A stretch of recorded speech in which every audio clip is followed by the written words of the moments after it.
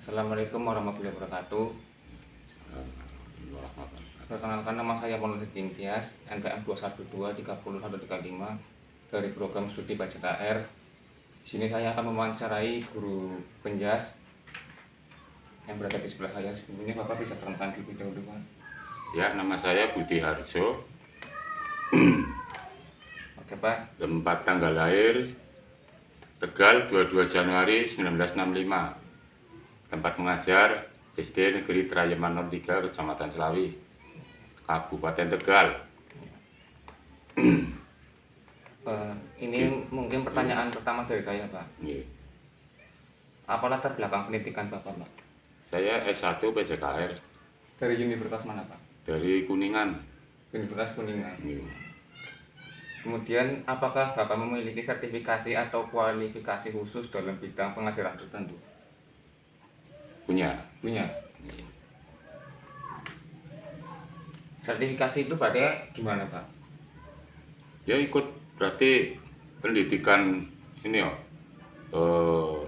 semacam pelatihan itu 2 minggu, kalau tidak salah 2 minggu di Semarang, ya, Bandungan.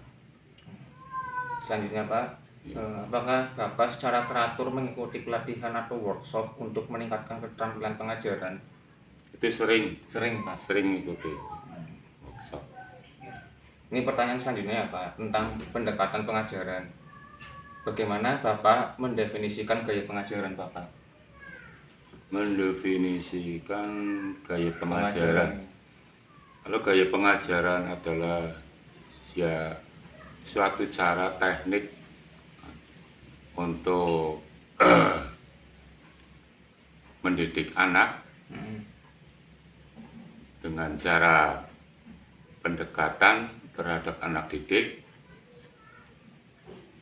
supaya anak didik tidak grogi ataupun rileks, sehingga kita akan mudah untuk menyampaikan materi yang sudah kita siapkan. Selanjutnya, Pak, ini bagaimana ya, Pak, menyesuaikan pendekatan pengajaran untuk siswa dengan gaya belajar yang berbeda? Dengan gaya belajar yang berbeda. Pendekatannya, pendekatan pengajarannya itu dengan gaya yang berbeda itu bagaimana? Oh, itu memang harus disesuaikan dengan materinya. Iya. Kadang anak biasanya materinya, ini suatu contoh ya. Iya. Materinya lari, tapi anak biasanya, Pak, main bola saja. Biasanya kan gitu, iya, main bola saja. Ya oke, apa-apa. Apalagi siapa yang mau minta olahraga yang lain, siapa? Saya beri ini respon tetap. Saya pancing supaya anak itu mengungkapkan isi hatinya, kemauannya apa, hobinya silakan diungkapkan. Namun demikian pada dasarnya kita tetap mengacu pada materi yang sesungguhnya. Yang akan diajarkan. Nah, iya. Jadi dalam itu kan yang namanya materi lari, dalam materi permainan pun ada larinya, ada unsur larinya. Jadi kita dalam mengajar mendidik anak itu tidak monoton pada materi itu saja, tapi bisa dibentuk suatu permainan, sehingga anak tidak jenuh, tidak bosan. Sebab kita harus ingat, anak didik, terutama anak sekolah dasar SD, anak SD itu mudah bosan. Baru sebentar saja, Dok, Pak, ini main ini saja, Pak, main ini saja.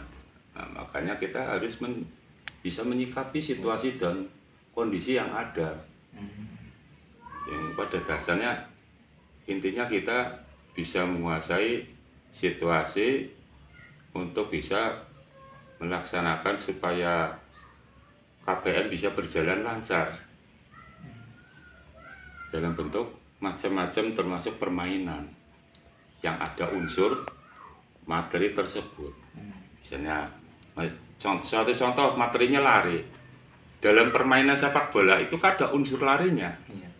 Jadi bukan hanya langsung materi lari ini saya lari 100 meter apa 80 meter ya. Itu anak kalau langsung begitu biasanya bosan, males kadang, apalagi lari keliling lapangan. Udah baru lari setengah lapangan udah jalan kaki. Tapi kalau kita bentuk permainan, mau nggak mau dia akan lari terus sebab dibentuk Permainan. semacam permainan lomba. Adu cepat secara beregu. Misalnya lari zigzag, lari lurus, tapi kan beregu. Sehingga dibentuk semacam kompetisi. Nanti yang kalah push up. Sehingga anak-anak itu sangat semangat sekali dan antusias untuk melaksanakan itu. Ya alhamdulillah selama ini saya mengajar sudah 38 tahun ini.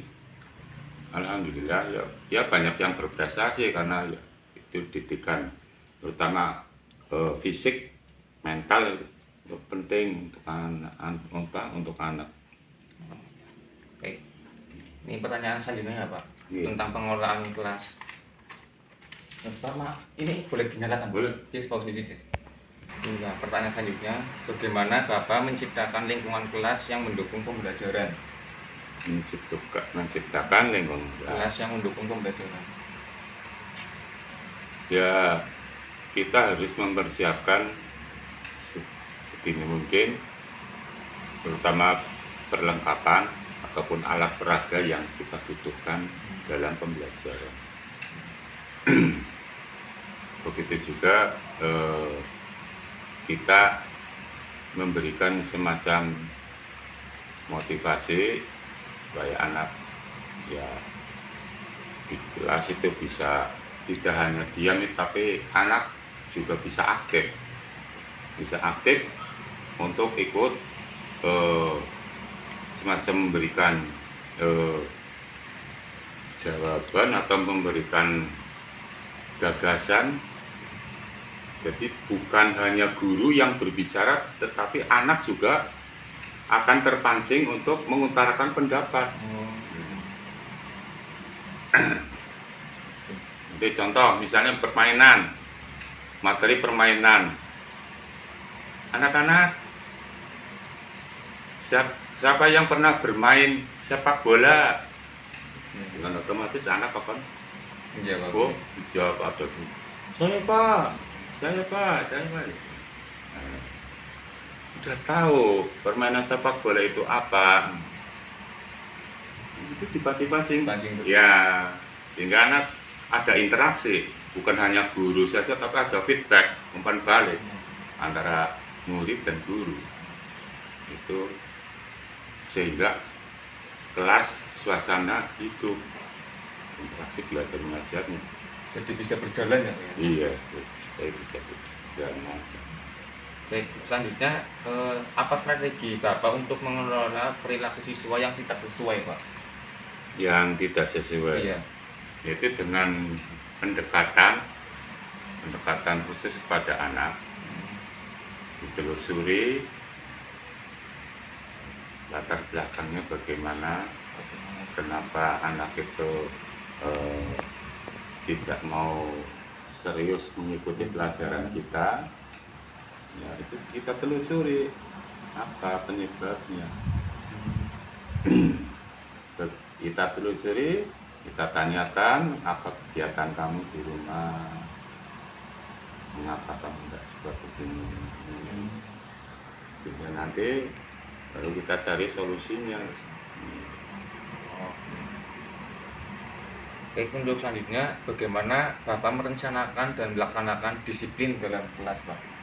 Disiplin dalam kelas saat pembelajaran gitu. Pembelajaran di kelas, bukan di lapangan ya? Iya, di kelas, Pak. Di kelas ya. Disiplin untuk anak itu penting sekali untuk diterapkan, sehingga nanti kalau sudah dewasa dia pun akan menjadi orang yang disiplin pula. Dan insya Allah negara kita ini aman dari koruptor kalau kita disiplin. Dari sekolah dasar itulah anak tersebut dibentuk karakternya, cara kita bergaul, cara kita mengikuti pelajaran, dan bisa menyesuaikan dengan lingkungan, terutama lingkungan sekolah, karena ada kaitannya dengan KPM. Kita didik anak tersebut dengan disiplin yang sedang dulu, secara bertahap, jangan langsung diterapkan disiplin harus begini gitu. Nanti anak malah walahan, sehingga malah kadang males berangkat. Dan dari masuk kelasnya saja sudah, jam sekian kamu harus datang di sekolah, harus sudah masuk kelas dengan baju yang rapi, sudah sarapan dari rumah, sudah mandi, sehingga itu didikan dasar dari anak itu semacam itu. Baik, untuk pertanyaan selanjutnya tentang kolaborasi dan komunikasi, Pak. Kolaborasi dan komunikasi. Yang pertama, ini Pak, bagaimana Bapak berkolaborasi dengan rekan guru dan staf sekolah? Itu sebenarnya sangat rutin dilaksanakan dalam institusi manapun, termasuk di dunia pendidikan, khususnya di sekolah dasar. Di kedinasan apapun itu butuh semacam kerjasama tim. Sekolahan adalah bagaikan sebuah kapal. Kapal itu ada nakodanya, ada ABK-nya. ABK-nya termasuk saya, guru-guru. Nakodanya kepala sekolah. Jadi kita tetap harus secara rutin untuk mendiskusikan sesuatu hal ataupun kendala yang ada dalam pelaksanaan KPM. Itu penting untuk diutarakan dalam rapat dewan guru, bisa juga, atau dalam keadaan santai waktu duduk-duduk istirahat, itu juga bisa kita bicarakan bersama teman mengenai kendala-kendala ataupun kesulitan dalam menyampaikan KPM, ataupun bagaimana mungkin ada anak yang terlalu over ininya, penampilannya, ada yang gedut, biasa kan gitu, ada belum semacam itu kan diutarakan lewat ini, kumpul-kumpul sama guru waktu santai bisa, bahkan ya, bahkan dalam rapat dewan guru itu secara resmi juga kadang sering diutarakan untuk mengantisipasi hal-hal yang tidak baik, sehingga kita paling tidak bisa mengutarakan pendapat dan insya Allah ada solusinya untuk meminimalisir hal-hal yang negatif dalam pelaksanaan KPM. Selanjutnya Pak, ini pendekatan Bapak dalam berkomunikasi dengan orang tua siswa? Pendekatan terhadap orang tua murid, Iya, itu sangat penting, terutama untuk memberikan informasi pendidikan, terutama kemajuan anak didik selama mengikuti pelajaran, dan juga memberi informasi mengenai kendala-kendala yang sekolah hadapi, sehingga nanti bisa ada solusi. Bisa ada solusi, yang diharapkan ada solusi, ada titik temu untuk mengatasi permasalahan-permasalahan yang kaitannya dengan peralatan ataupun sarana-prasarana yang ada di sekolah, mungkin sangat terbatas, kaitannya dengan anggaran juga yang terbatas, sehingga itu perlu didiskusikan dengan orang tua murid supaya ada solusinya. Itu kira-kira begitu. baik. Selanjutnya, bagaimana Bapak menangani konflik atau tantangan komunikasi dengan orang tua atau rekan kerja, Pak? Konflik. Tantangan menangani konflik atau tantangan Penanganan komunikasi. konflik, misalnya orang tua murid dengan mungkin sesama orang tua murid karena miskomunikasi, laporan ini anaknya ini ya sering diganggu anaknya ini, itu ya perlu dipertemukan dua belah pihak untuk dikonfirmasi, bukan hanya satu pihak saja yang kita kasih tahu ataupun beri keterangan penjelasan, sehingga tidak hanya sepihak kita ambil keputusan mana yang benar mana yang salah, ataupun kita mencari solusinya bagaimana. Itu penting untuk kita pertemukan kedua belah pihak, diberi semacam apa, kita minta konfirmasi pada masing-masing pihak. Duduk perkaranya bagaimana, kronologisnya bagaimana, kenapa sih ini sampai begini, sehingga ada semacam komunikasi antara si A dan B, ya nanti ada titik temunya. Disitulah nanti kita bisa memberikan solusinya.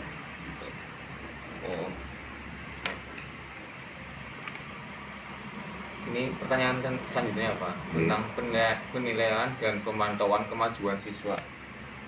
Penilaian dan pemantauan kemajuan siswa. Yang pertama, setiap guru. Ini Pak pertanyaan. Iya. Yang pertama, bagaimana Bapak menilai kemajuan siswa dalam kelas Bapak? Kemajuan siswa dalam kelas Bapak. Cara menilai, Pak. Cara menilai. Iya. Itu bisa kita lihat dalam setiap kali praktek ataupun penilaian dalam teori di kelas. Iya. Itu nanti kita bisa mengetahui kalau sudah dilaksanakan semacam pelaksanaan KBM, kemudian ada pretest, ada post-test kan. Iya. Nanti kita akan mengetahui tiap-tiap anak itu kemampuannya seperti apa, Berapa? Iya. Jadi Ya. Ini yang kedua, apa tindakan Bapak jika siswa mengalami kesulitan belajar, Pak? kesulitan belajar Iya. di setiap kelas, Setiap kelas. di setiap kelas maupun di sekolah manapun tetap ada. Namun demikian tentu ada solusinya. Kalau kita mau meneliti, menganalisa keadaan anak tersebut, latar belakangnya bagaimana, kenapa dia mengalami kesulitan belajar, ditanya kegiatan setiap harinya di rumah itu bagaimana, termasuk menu makanannya bagaimana, faktor gizi yang didapat itu seperti apa, perhatian dari orang tua bagaimana di rumah. Itu kita telusuri dari situ. Mungkin kebiasaan seperti mungkin sering lihat film atau main HP. Zaman sekarang ini anak-anak sekarang mainnya, maka kita harus waspada.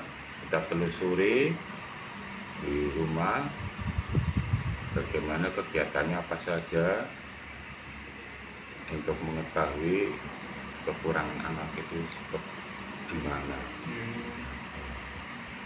Ya, nanti kita bisa mendapatkan solusinya. Baik. Yang selanjutnya, ini bagaimana Bapak melibatkan siswa dalam proses penilaian dan pemantauan kemajuan mereka, Pak? Melibatkan siswa. Melibatkan Ya. siswa dalam proses penilaian. Kita bisa melibatkan anak itu dengan memberikan tugas. Memberikan tugas. Iya, tugas-tugas anak kita libatkan untuk suatu contoh seperti PJKR itu kan misalnya praktek, kita kasih tugas misalnya materi senam, Iya. kamu pelajari ya, coba ini materi senam ini ada videonya, kan zamannya modern pakainya ini. Media pembelajaran. Saya share di grup, pelajari materi ini, senam ini, dipelajari, dipahami, dipelajari. Nanti minggu yang akan datang kita penilaiannya penilaian awal, ada tahapan, mungkin baru ini pemanasannya saja, itu seperti apa gerakannya, berikutnya baru gerakan intinya bagaimana. Seperti itu ya Pak ya. Baik. Selanjutnya pertanyaan tentang keterlibatan komunitas Pak. Yang pertama, apakah Bapak terlibat dalam kegiatan ekstrakurikuler atau kegiatan di luar jam sekolah? Kegiatan di luar sekolah, Iya. ya tentunya itu ya tetap mengikuti seperti kegiatan pramuka. Iya. Kadang ada kegiatan drum band, walaupun itu bukan paksa ya, Iya. namun demikian saya tetap memantau keadaan fisik anak ya. Kira-kira anaknya fisiknya lemah ya, harus kita persiapkan anak cadangan untuk mengikuti itu. Dan terutama kita persiapkan P3K-nya untuk keselamatan anak. Kita persiapkan, kita melibatkan diri terutama untuk keselamatan anak. Karena saya bidangnya kan EJKR, Penjas Orkes kalau zaman dulu ya. Kalau Bapak mengajar sudah berapa lama ya Pak? Saya 38 tahun ini. 38 tahun. Mengajar di berapa sekolah Bapak? Saya satu sekolah, Sekolah. SD Rayeman berapa? 03. Oh. Ini selanjutnya Pak, bagaimana Bapak berkontribusi pada komunitas dalam organisasi profesi dan masyarakat? Sebutkan Pak. Kontribusi dalam masyarakat maupun dalam kedinasan ya. Iya. Kira Sama. itu terus terang, saya bidangnya olahraga ya, saya kontribusinya di olahraga. Di contoh misalnya kedinasan, ya saya memang faknya olahraga seperti kemarin saja baru saja. Event-event semacam HUT PKRI. Oh, Ya, iya. ya, saya tetap karena saya orang lapangan tetap saya tampil yang terdepan. Ya main voli siap, oke. Ya alhamdulillah saya semuanya bisa sih ya, semua cabang olahraga saya bisa, termasuk renang, apa tenis meja, apa bulu tangkis, sepak bola, mau bola voli, saya bisa semua, alhamdulillah. Memang tidak semua guru olahraga seperti saya bisa semua. Belum juga pasti ya Pak? Belum tentu. Kadang ada yang hanya bisa satu cabang olahraga. Oh, Ada yang sama sekali nggak bisa ya ada. Ada yang beberapa cabang olahraga bisa, tapi ada yang bisa hanya senam saja. Tapi renang nggak bisa. Ya ada. Nggak semua guru olahraga itu bisa renang. iya. Tapi alhamdulillah saya 4 gaya sudah bisa. Bahkan sudah biasa melatih anak sampai bisa dari nol, dari takut sama air sampai bisa di 3 meter. Alhamdulillah bisa. Baik begitu juga di masyarakat, kontribusi untuk sesuai dengan kemampuan saya ya di olahraga ya itu. Ya voli, ya ikut latihan voli di masyarakat. Badminton, ya itu bulu tangkis. Ada tenis meja. Tadi sering mengikuti event ya Bapak? Ya, bahkan kemarin baru saja ya ikut turnamen. Ya sering ikut turnamen juga. Iya. Ya walaupun sudah tua tapi saya tetap aktif Olahraga di gitu. olahraga sih. Ya, Alhamdulillah di turnamen dia di kampung ya juara kampung, juara 3 2 kali. juara 4 2 kali. Jadi kemarin hanya di 8 besar kalah open berarti skupnya kabupaten. Yang di 8 anak muda-muda berat. Iya Pak, tenaganya masih power. Iya, powernya masih. Terus ini penglihatannya kan masih tajam anak-anak muda. Iya. Saya udah usia lanjut. Tapi Bapak juga hebat lah, sudah Ya, bisa main. alhamdulillah. Kalau saya yang penting bisa untuk menjaga kebugaran Iya Pak, benar. dan juga untuk silaturahim dan menjalin persahabatan sebanyak mungkin dengan rekan-rekan yang ada di lingkungan masyarakat maupun di sekolah. Itu intinya. Baik. Ini pertanyaan selanjutnya tentang inovasi dalam pengajaran, Pak. Iya. Yang pertama, bagaimana Bapak mengintegrasikan teknologi dalam pengajaran Bapak? Maksudnya gimana? Ini Pak, bagaimana Bapak mengintegrasikan teknologi dalam pengajaran? Oh, itu ya. Teknologi kaitannya kan berarti dengan kemajuan zaman ya. Ini seperti media pembelajaran. Media pembelajaran itu ya sudah sering saya lakukan. Seperti itu materi, misalnya ada materi sepak bola, ya latihan dasar sepak bola, kan zamannya modern. Kita manfaatkan teknologi yang ada. Seperti menggunakan LCD itu ada juga Pak. Itu ya kadang ya kalau di kelas ataupun ya materi-materi praktek bisa juga di dalam kelas tapi di dalam semacam itu penjelasan dapat LCD ya bisa. Kalau itu kadang saya ambil di ini ya, internet toh. Materi sepak bola, latihan dasar sepak bola, video latihan dasar sepak bola Ditampilkan ya, ditampilkan terus kita share ke grup di kelas tersebut. Anak-anak tolong ini nanti dipelajari ya di rumah, dipelajari, dilihat, dipelajari videonya, dipraktekkan, kemudian dibuat video ya. Dibuat video sama mama kamu atau orang tua kamu, dibantu untuk membuat video, kamu praktek, orang tua kamu yang merekam, kemudian dikirim di grup, nanti saya nilai. Itu kita manfaatkan teknologi yang ada. Begitu juga senam atau materi-materi yang ada. Selanjutnya, apakah Bapak memiliki ide atau pembelajaran berbasis proyek inovatif yang telah Bapak terapkan dalam kelas? Oh iya. Proyek inovatif yang telah Bapak terapkan. Diulangi pertanyaannya. Apakah Bapak memiliki ide atau pembelajaran berbasis proyek atau proyek inovatif yang telah Bapak terapkan dalam kelas? Pembelajaran itu bermacam-macam teknik maupun metode atau gaya pembelajaran. Tidak hanya kita praktek di halaman sekolah ataupun di lapangan, bahkan di pekarangan pun bisa. Kita sesuaikan dengan situasi dan kondisi yang ada di sekolah. Kita pertimbangkan dengan sarana dan prasarana yang kita miliki.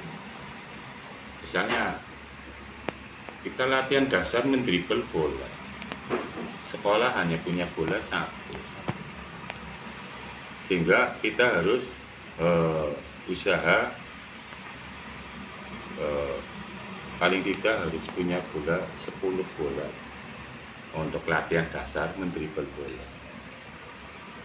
Bagaimana untuk melengkapinya?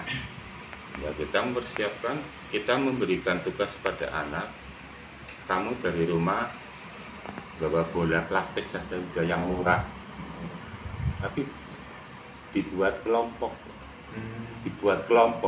sehingga tidak memberatkan biayanya. Kaitannya dengan dana sih ya. Iya, benar. Misalnya pakai dana sekolahan ya tidak mampu sekolahan, sebab yang didanai bukan hanya materi saya saja, sehingga saya menyadari hal itu.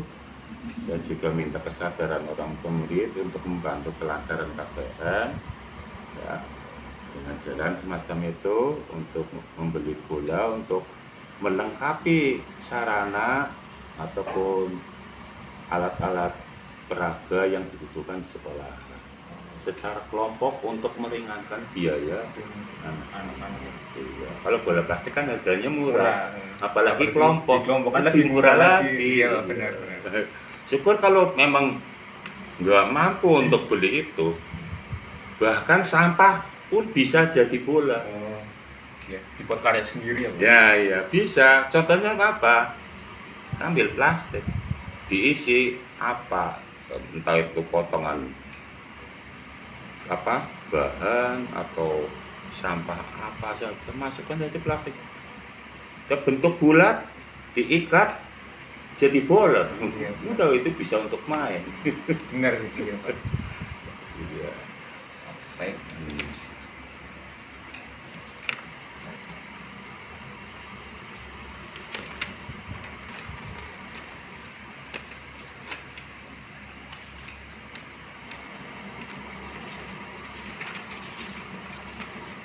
Ini bahas selanjutnya tentang pertanyaan tentang pemahaman tentang kurikulum merdeka, Pak.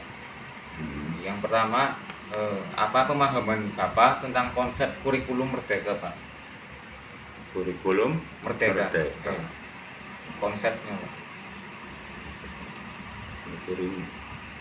Itu memang sudah lama sebenarnya. Saking lamanya sampai saya sendiri kalau secara ini memang agak lupa. Namun demikian, kita punya pendapat sendiri ya di luar itu. Kalau terleks semacam apa yang dari itu memang sudah nggak jelas, istilahnya kurang paham lah. Terus terang saja, kurikulum merdeka sampai saat ini saya sendiri belum paham. Namun demikian baru berjalan berapa bulan atau kalau nggak salah baru setahun ya, terus ada kurikulum baru lagi. Tapi itulah, memang kita adalah guru yang dituntut untuk mengetahui itu supaya bisa melaksanakan, ya kita ikuti saja. Kurikulum apa tadi? Merdeka. Merdeka yang terakhir ya berarti, Iya, kurikulum yang saat ini berarti. yang saat ini. Kurikulum merdeka itu ya semacam teknik ataupun metode yang dilaksanakan oleh sekolah, dan ini personilnya beserta anak didik terutama untuk menuju hasil pendidikan yang lebih tinggi dengan berbagai macam variasi pendidikan atau variasi metode yang dilaksanakan oleh sekolah-sekolah supaya lebih mudah dan lebih gampang ya untuk diterima oleh anak, lebih mudah dicerna mengenai materi-materi yang ada. Itu pun harus disesuaikan dengan sarana dan prasarana yang ada di sekolahan. Ya. Baik, selanjutnya bagaimana Bapak menjelaskan karakteristik utama dari kurikulum merdeka kepada siswa? Kurikulum merdeka. Iya, karakteristik menjelaskan, Pak. Karakteristik. Ya intinya kita istilahnya memberikan kesempatan pada anak itu supaya bisa belajar secara mandiri, membuat semacam gagasan ataupun cara tersendiri untuk mengatasi permasalahan yang ada di dalam pelaksanaan KPM, guru hanya memberikan semacam rambu-rambu ataupun macam petunjuk untuk dilaksanakan, dan anak tinggal mempelajari secara berkelompok sehingga dia masing-masing anak bisa mengutarakan pendapat masing-masing, tidak hanya monoton pada penjelasan guru, tapi anak bisa mencari jawaban atau mencari solusi dengan cara-cara mereka sendiri. Mungkin mencari dengan menggunakan teknologi yang ada, itu kita kasih kesempatan, kasih kebebasan untuk mencari informasi yang dibutuhkan oleh anak-anak. Baik. Selanjutnya pertanyaan tentang penerapan prinsip-prinsip kurikulum merdeka dalam pengajaran. Yang pertama, bagaimana Bapak menerapkan fleksibilitas kurikulum untuk menyesuaikan kebutuhan dan minat siswa di kelas? Fleksibilitas, Iya. tidak monoton pada materi tertentu. Tidak, tadi yang dari awal sudah jelas. Materinya ini tidak harus begini, tapi kita buat permainan yang seperti dikehendaki anak-anak. Di contoh yang sudah saya utarakan dari awal, itu penerapannya. Materinya misalnya sebenarnya anak biasa malas, kalau lari ada malas, capek Pak. Oh, kalau dibuat permainan semangat sekali anak, nggak merasa dia lari. Anak nggak merasa disuruh lari, padahal itu permainan ya, ada larinya. Tapi anak bisa senang dalam permainan. Senang. Gitu, iya, benar. Anak termotivasi. Wah, iya. Coba lari keliling lapangan 3 putaran.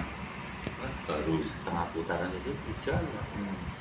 Nggak lari, jalan terus. Aduh, tapi nggak sesuai dengan materi yang kita harapkan. Bukan hanya di samping itu, lari terutama kan tujuannya ya untuk otot kaki ya, Pernafasan. termasuk mengatur pernapasan. Disitulah kita butuh dibentuk suatu permainan, sehingga mau tidak mau anak itu mau berpacu untuk kompetisi ya, tanpa disadari dia lari. Ada materi larinya kan, ini dibuat permainan. Contoh seperti sepak bola atau permainan lari sambung. Oh, estafet Ya, estafet lari sambung, tapi dengan misalnya bola kecil nanti disampaikan ke depannya, tapi sebelum menyampaikan ke depannya lari dulu, muter mengelilingi barisannya sendiri, lari sampai barisan sendiri, posisinya sendiri, baru disampaikan ke teman berikutnya. Ya. Baik. Dan selanjutnya, bagaimana Bapak memfasilitasi pembelajaran yang berpusat pada peserta didik? Fasilitasi Pembelajaran yang berpusat dari peserta didik. ya, terutama kaitannya dengan SDN-nya anak. Kita sesuaikan dengan situasi dan kondisi yang ada anak-anak kita sendiri. Kalau materinya misalnya semacam aerobik ya, ataupun tes kebugaran, itu paling tidak ada tes kebugaran itu ada 7 pos atau 5 pos, itu kita sesuaikan dengan kondisi anak ataupun tingkatan kelasnya. Kalau kelas rendah ya misalnya kelas 4 ya nggak usah tinggi-tinggi sampai 7 pos, cukup 5 pos saja. Kita fasilitasi dengan alat-alat yang ada, semacam misalnya skipping ataupun misalnya semacam bola tenis atau mungkin kelereng. Bisa juga untuk alat untuk latihan kebugaran. Di pertanyaan selanjutnya mengenai itu Pak, belajar berbasis teknologi. Berbasis teknologi. Terus Yang pertama, bagaimana Bapak mengintegrasikan teknologi dalam proses pengajaran sesuai dengan prinsip kurikulum merdeka? ya tadi yang sudah saya jelaskan dari tengah-tengah pembicaraan kita tadi, kita manfaatkan teknologi yang ada sekarang. Sudah zamannya pakai HP, anak sudah hafal, kadang guru nggak ngerti, anak malah hafal. Ini kok ini. Situlah. Kasih teknologi ya. Misalnya ada tugas apa, kita ngasih tugas ke materi misalnya atletik. Ini saja nggak, nyari di internet kan ada. Latihan dasar lari, video latihan dasar lari, nanti keluar kita unduh, kita share di grup. Ini pelajari ya, buat kelompok, satu kelompok maksimal 5 anak, lebih dari anak 5, lebih dari itu berarti guyonan toh. Orang hasilnya kurang memuaskan. Ini selanjutnya pertanyaan tentang itu Pak, penilaian formatif dan proses evaluasi. Yang pertama, bagaimana Bapak melibatkan siswa dalam proses penilaian dan pemantauan kemajuan mereka Pak? Iya, terima kasih untuk penilaian proses itu. Lalu anak mengikuti tes tertulis. Tes tertulis itu bukan hanya tes tertulis ya, tapi juga ada tes praktek. Iya. Tes tertulis ini seperti ini, besok sudah ada pelaksanaan penilaian akhir semester. Itu anak-anak mengikuti materi yang ada, semacam ya ada, itu sudah dicetak dari kecamatan ya, di satu kecamatan sih. Kita diberi tugas itu, nanti setelah anak-anak mengerjakan tugas itu, kita koreksi, kita analisa hasilnya, masuk analisa per butir soal, kan ada itu analisis per butir soal, analisis tiap-tiap anak ya. Sehingga kita akan mengetahui persentase keberhasilan kita dalam mendidik anak. Itu keberhasilan kita menyampaikan KBM pada anak itu. Tingkat persentasenya bagaimana itu di situ akan diketahui.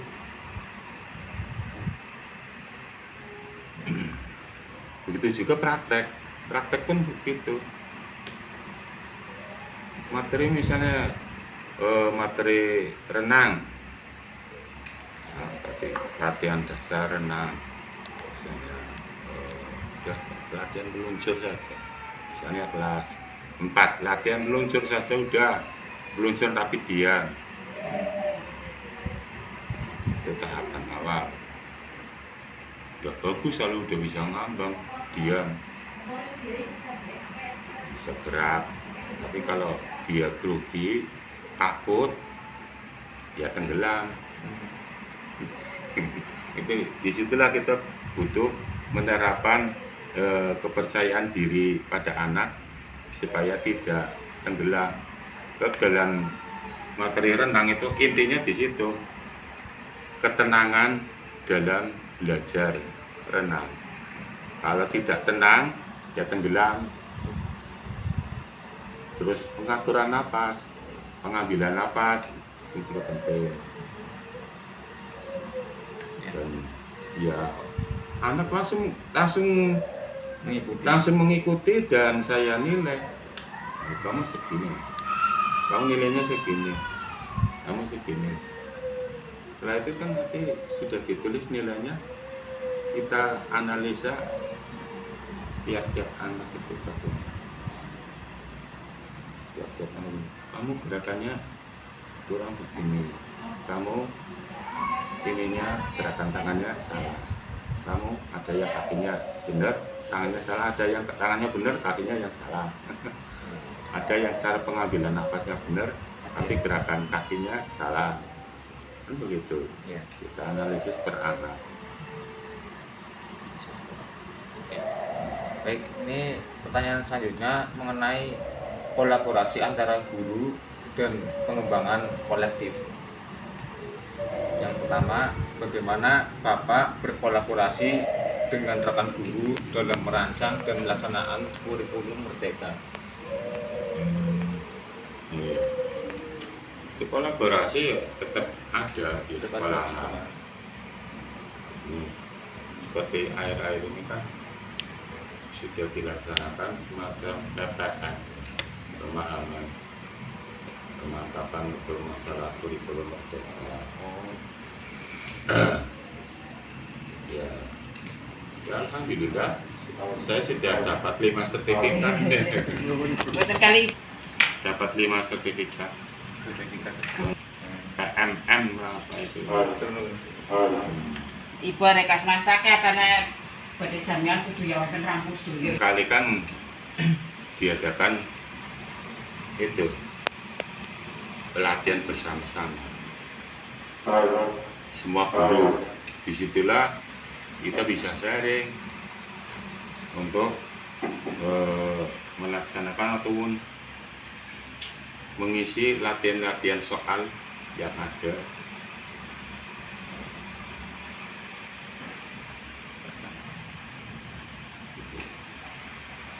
Ini kan latihan mandiri.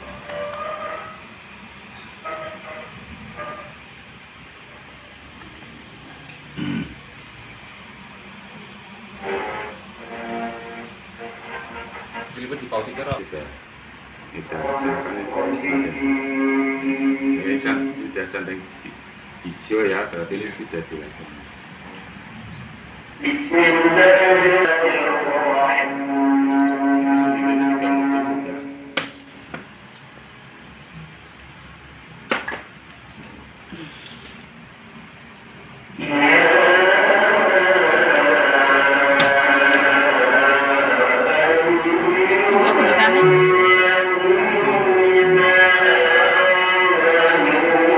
Salah satu kolaborasi dengan teman-teman, termasuk juga waktu kurikulum apa ya, Kurtilas ya, kurikulum 13 itu juga semacam itu. Pelatihan bersama, kadang seperti itu kecamatan, semacam pelatihan.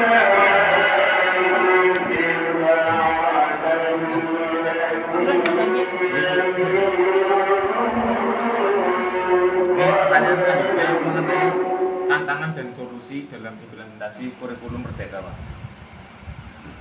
Tantangan, solusi apa? Solusi dalam implementasi kurikulum Merdeka. Tantangannya itu ya kendalanya kalau orang-orang seperti saya masalah teknologi itu kurang paham, terutama laptop kan pada pakai laptop komputer. Wah, itu yang muda-muda sih masih oke. Guru sekarang gitu ya, Pak? Yang iya. Kalau yang sudah manula seperti saya itu kendalanya di situ. Malah kendalanya termasuk seperti membuat aksi nyatanya ini yang mengalami kesulitannya di situ. Membuat aksi nyata itu banyak yang mengalami kesulitan. Setiap kali pertemuan tidak ada yang memberi penjelasan mengenai teknik ataupun cara mengerjakan aksi nyata itu seperti apa.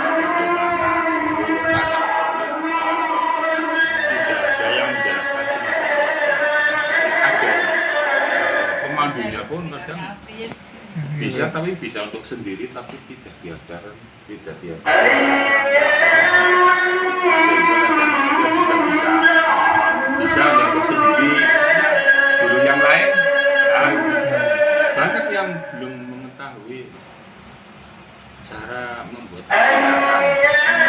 Kalau aksi nyata sudah dikerjakan, otomatis akan keluar sertifikat. Kendalanya bisa saja baru 5 sertifikat, bahkan kalau teman saya yang muda-muda itu sudah sampai 27 sertifikat, itu banyak ya. Si cerdas, masih muda-muda, pandai teknologi. Seperti saya kan ya abal-abal, nggak tahu tekniknya, nggak tahu.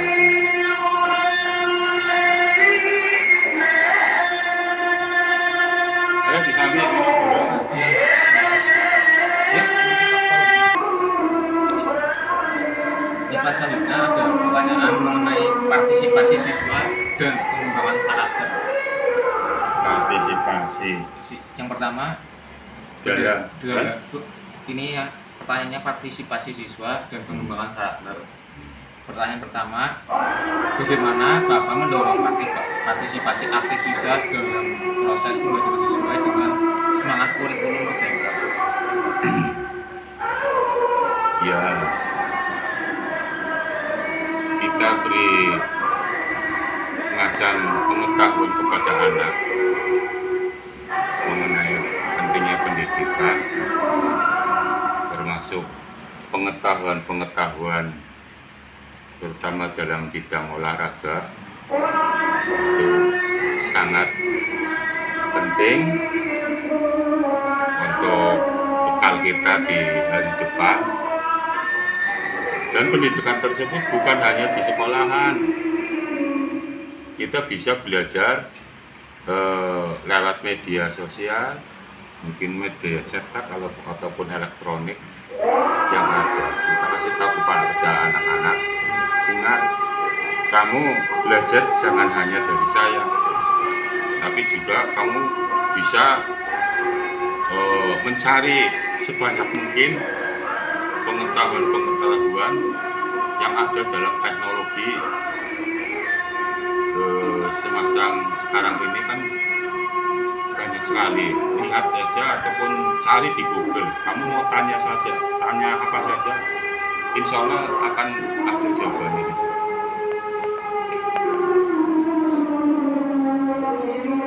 Terus pertanyaan selanjutnya, bagaimana Bapak mendukung pengembangan karakter siswa selama pembelajaran? Pengembangan karakter itu saya. Cara mendukungnya itu bagaimana? Cara mendukungnya ya kita support, kita kasih nilai, ya kasih nilai. Kalau memang bisa mengerjakan dengan baik ya nanti nilainya akan. Samping itu ya kita beritahu pada anak-anak supaya tetap semangat dalam menjalin komunikasi dengan antar sesama teman untuk melaksanakan tugas yang diberikan oleh guru-guru, sehingga akan mempermudah dalam mengerjakan tugas yang dia tekuni maupun yang dia hadapi. Jadi gitu ya, Bu. Oke. Pertanyaan terakhir nih, Pak, tentang keterlibatan orang tua dalam kurikulum merdeka. Yang pertama, bagaimana Bapak melibatkan orang tua dalam mendukung implementasi kurikulum merdeka? Melibatkan orang tua itu Iya. sudah tentu seperti kemarin juga sudah dilaksanakan. Seperti dalam kegiatan P5, nah itu sudah, kalau tidak salah sudah 3 kali dilaksanakan itu P5. Semacam pelaksanaan P5 kan ada semacam pameran produk produk asli daerah sini ya itu di situ ditunjukkan, tapi terkelompok kok. Itu ada kerjasama dari orang tua murid. Coba produk apa yang ada di lingkungan di situ, membuat snack ataupun makanan kecil yang bisa dibuat oleh orang tua murid. Nanti di situ dipamerkan, dipasarkan di situ. Anak di samping itu juga belajar jual beli. Ya alhamdulillah lancar selama pelaksanaan P5. Berbagai macam jajanan asli Tegal. P5 itu berarti apa ya Pak? Kayak seperti disuruh berjualan atau gimana? Itu sebenarnya semacam pemantapan semacam karakter pada anak. Di samping itu juga pembelajaran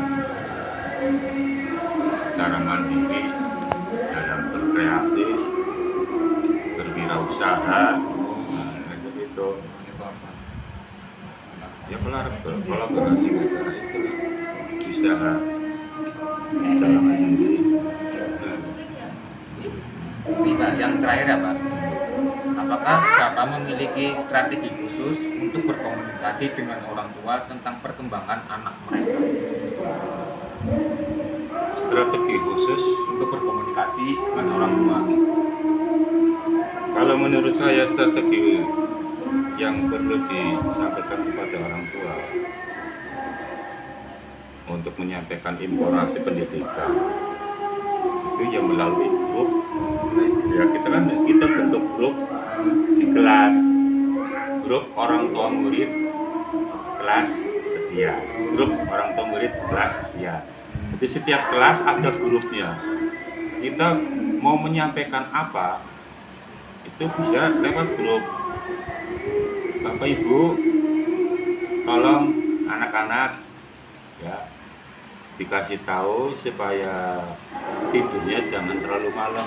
Besok olahraga materinya berat, maka harus istirahat yang cukup.